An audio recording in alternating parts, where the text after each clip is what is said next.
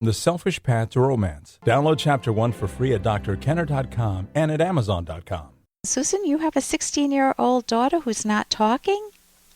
Yeah. What's going on? Well, she's actually been a quiet girl for her whole life. She's been quiet. But she was with her friends. She's more extroverted. But not Interesting. Terrible. But she's extroverted with her friends, very much. You know, she takes part. She has a small group of friends. She's very selective. But at home, and there's just the two of us at home. The family situation broke up years ago. But she doesn't smile. She doesn't talk. People, have a friend come in and engage her in conversation about something personal to her. Let's talk about college. I talk about college. And everybody's all up and laughing and chatting, and she doesn't even laugh. She doesn't crack a smile. A friend of mine said today she was talking to, when she was here on Saturday, and we were all talking. She said it was like she just wasn't there. It was like my friend was very frustrated trying to talk to her because she just didn't get a response back. And I said, well, that's the way she is all the time with me.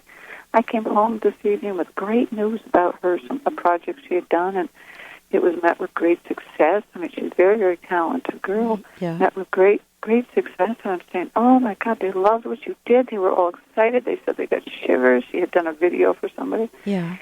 She didn't even have an expression. I said, isn't that great news? And she never says, I love you, ever, ever, ever, ever. Yeah. She doesn't, when I go to kiss her or something like that, or hug, I can kiss her, but she still is very reticent. She pulls back. I don't know where her. What is she protecting herself from? What pain? I mean, I can think of it, but I can't get to it. And yeah, but what do you think? You know her better than anyone. If you've been living with her, how long? You've been divorced for how long? Or well, I've raised her on my own. Her father was always very inconsistent, still is inconsistent. Is he in the picture at all? He lives in another state. She hasn't talked to him for weeks. She saw him in July. No, he's come and he's gone. I've raised her on my own. We were only married for a couple short months. Yeah. And sometimes I think that, and she's angry a lot.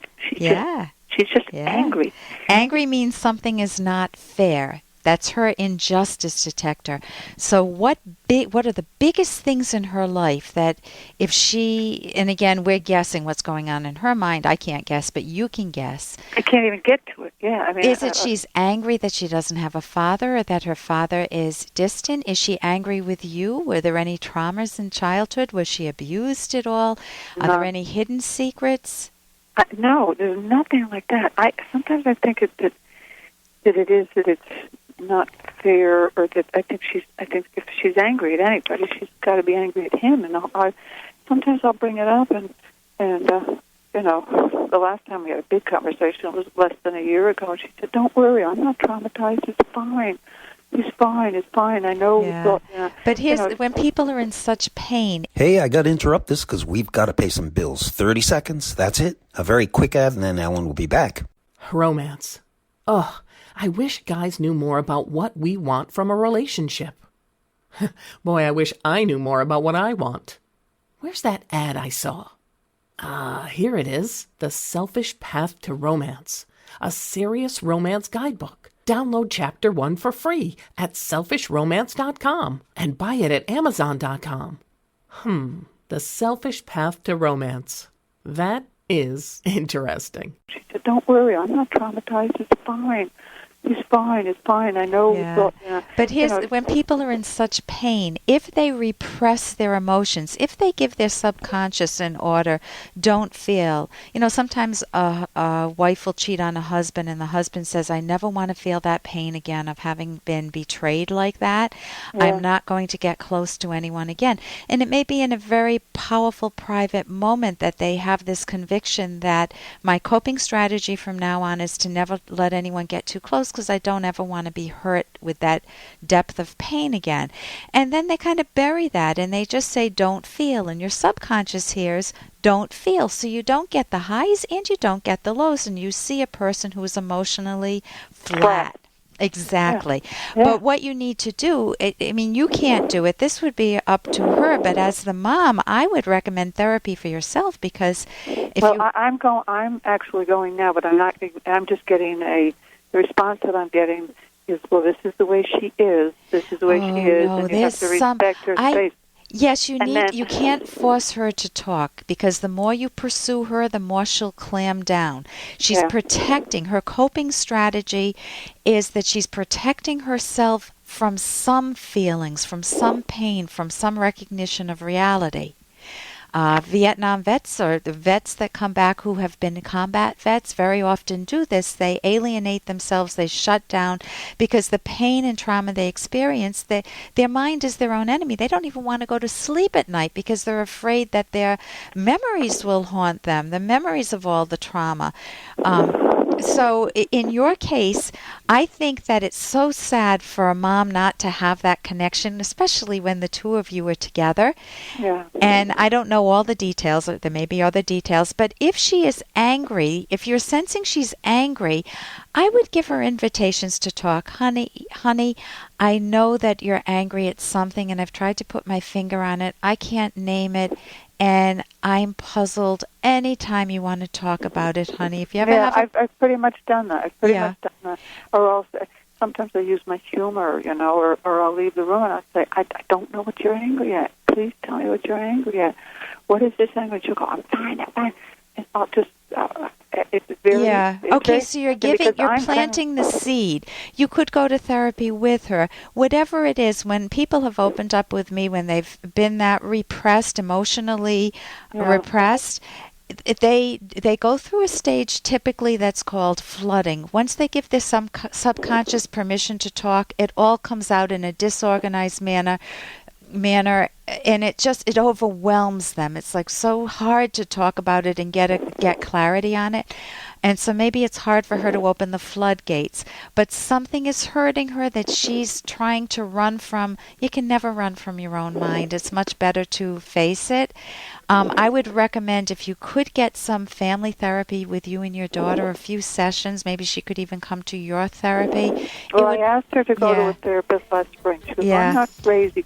I said, just go. No, it does. If she thinks the therapists are crazy, it's really thinking skills. Well, she went to this woman 3 or 4 times. And, we're right at the end of time, Susan. I would look up cognitive therapy. Go to the website academyofct.org. And thank you so much for your call, and I wish you success with your daughter. And here's a little more from Dr. Kenner. Well, it's all right, Roz. It's just the whole thing just catapulted me back to high school, People know me as an adult, but back then I was rather an unathletic, bookish sort. Jocks were the bane of my existence. They always called me a weenie, and they would steal all the girls that I wanted. Oh, Fraser, you must have had some girlfriend. Friends, yeah. Anytime they wanted a sensitive shoulder to cry on, but some block-headed pillar of testosterone would come by, and it was, bye, Fraser, maybe we can study later. And I'd head home to Niles, and we'd put on the Brandenburg concertos and play air violin. And that's from Fraser, obviously. And think of times in your own life when you have you're feeling real confident, you're feeling on top of the world, and suddenly somebody says or does something to you that just catapults you back to childhood, and some injury that you had in childhood just reappears and you feel very vulnerable.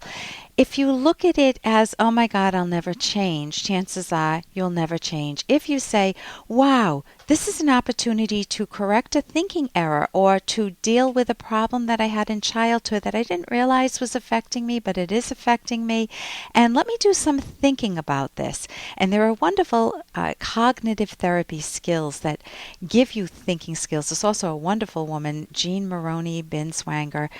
You can Google her, either Jean Maroney, Moroney, to find some thinking skills that would help you tease apart some of what's going on underground, what's going on in your own thoughts, in your own mind, so that you gain some clarity on your own on what's going on emotionally with you and how to fix it. For more Dr. Kenner podcast, go to drkenner.com and please listen to this ad. Here's an excerpt from The Selfish Path to Romance, the Serious Romance Guidebook by Drs. Kenner and Locke. There are 2 errors about sex that make it degrading. Number 1, the spiritual view, because it regards your body as sinful. And number 2, the physical view, because it divorces sex from your consciousness, your knowledge, your emotions, and your character.